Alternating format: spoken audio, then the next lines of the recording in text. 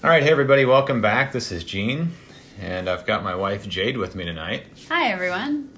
And thought we would try something a little different here. I had a question from a viewer about how to qualify for a professional flying job and just what the path to a turboprop looks like.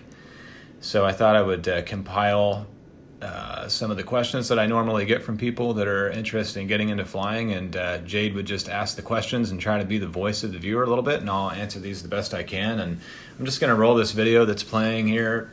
I'm not going to narrate this one this time. This is just kind of a ride along. This is kind of one of the things we do in professional flying. If you're flying with another crew member in the cruise, you're hanging out and trying to pass the time, and you'll just start talking about stuff like this. So thought I would give you something to look at so you don't fall asleep and completely lose interest just listening to me ramble on about stuff. So, all right, take it away, Jade. What's the first question?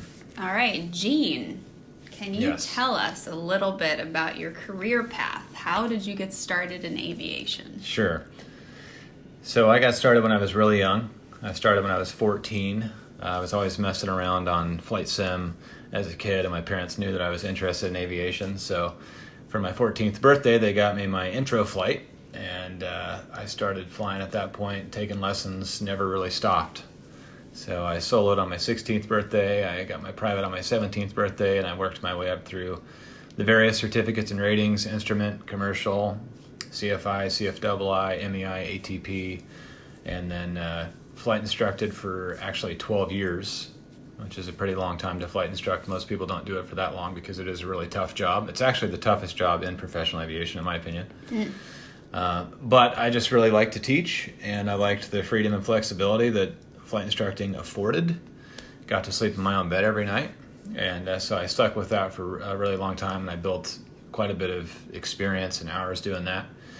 And then eventually wanted to change, so I got started in 135 freight, flew for a company flying a Caravan single pilot IFR, and they had a contract with UPS, so I was flying UPS boxes around, Amazon boxes, stuff like that, throughout the Midwest, and then left that job for a similar job, flying a twin Aero Commander for a company that had a contract with LabCorp and Quest, flying lab specimens around. Again, single pilot IFR, mostly at night, throughout the Midwest. Did that job for a little bit and then left, and eventually got a job flying Part 91 corporate in the Pilatus PC-12 and a little bit in the Citation Excel. And actually, in the middle of all that, I had a stint as an air traffic controller at Kansas City Center. And yeah, that's a little bit about my background. So that was the path that I took. That's just one example of a lot of different options out there for how to get into professional aviation. So, on the path you took, Yes. from your first flight to your first flight in a Pilatus, how many years would you say that was? Let's see. Well, I've been flying for 22 years. Again, I started really young at 14, and I'm about to turn 36. So I think I spent maybe close to, 17 years before I stepped into the Pilatus. Now, it does not have to take that long at all. I took a different route than a lot of people do because, I stayed in flight instruction for longer than I would have needed to. But that was a personal choice. I had the time and the hours to do other things long before Sure. I left flight instruction. Sure. So, what are the requirements for professional flying jobs? So requirements, this has changed a lot over the years. Back in my day, when I was first eligible for a professional flying job outside of flight instruction, you really had to have at least a couple thousand hours of total time for anyone to even look at you. That has changed now due to the pilot shortage.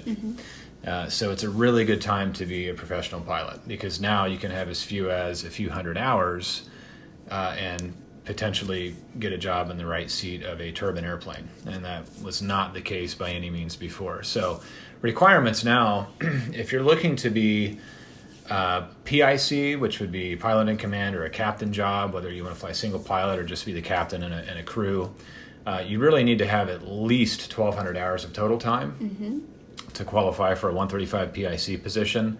And if you want to fly for the airlines, you're going to need 1,500 hours unless you went to the military route or to a specific college or university with a program, an approved program. You can have a little bit less time than that. generally speaking, for PIC, to sum it up, 1,200 hours total time for 135, 1,500 hours to get into the right seat of a 121 airliner. Now, if you're looking for something co-pilot, SIC, just kind of, a way to build time, you do not have to have that many hours. So you can have, like I mentioned, as few as a few hundred hours total time to get into the right seat of a lot of different airplanes these days, especially for a Part 91 job. Part 91 means you're not flying for an approved air carrier, 135 or 121, so these are typically corporate jobs for corporate operators. And if you just want to be a junior SIC, you're not going to really get much respect. You're just going to be a right-seater that's, a warm body, and you're there to learn. That's available these days due to the pilot shortage. So it's all about kind of networking and knowing the right people to find the right jobs, especially if you don't have a lot of hours and experience. Sure. So how can someone build enough time to qualify for a professional flying job?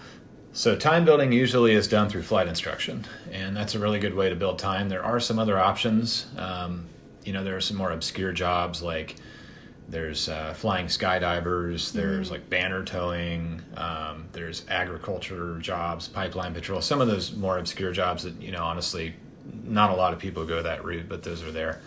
Most people flight instruct to build hours, and that's a really good way to build time. However, you definitely want to take the job seriously when you're doing it, because the responsibility that you hold as a flight instructor is immense. It's very, very important because you're the gatekeeper of aviation. So if you're just there to build time and you're not going to take the job seriously, and you're just kind of providing crappy, low quality instruction, you're really doing a disservice to the aviation community. So I would caution against that. Like, if you're there just to build time and you don't want to be a flight instructor, I get it. I understand it's a hard job. Not a lot of people want to do it. But while you're in that role, take it seriously and do a good job.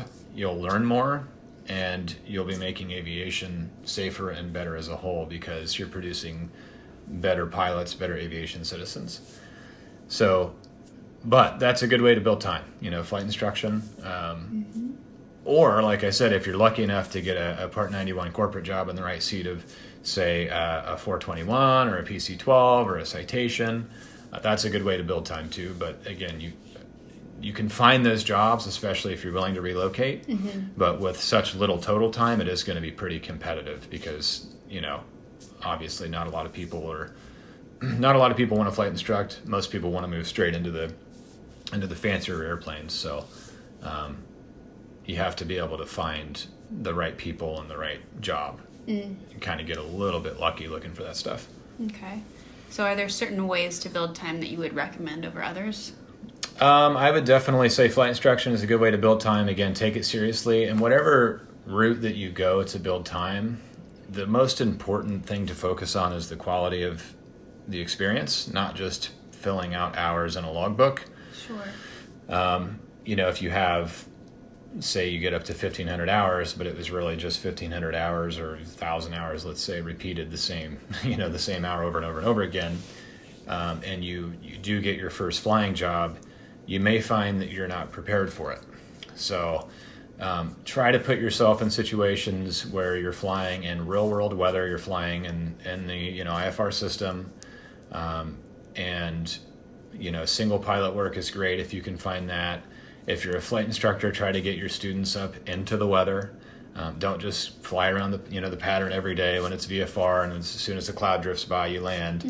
And that's better for the students too, to get them up in the weather as well. So it benefits both of you. So yeah, the point is just build good quality time, not just quantity of time. Sure. And make sure that by the time you are eligible to get your first professional flying job, you're a well-rounded pilot.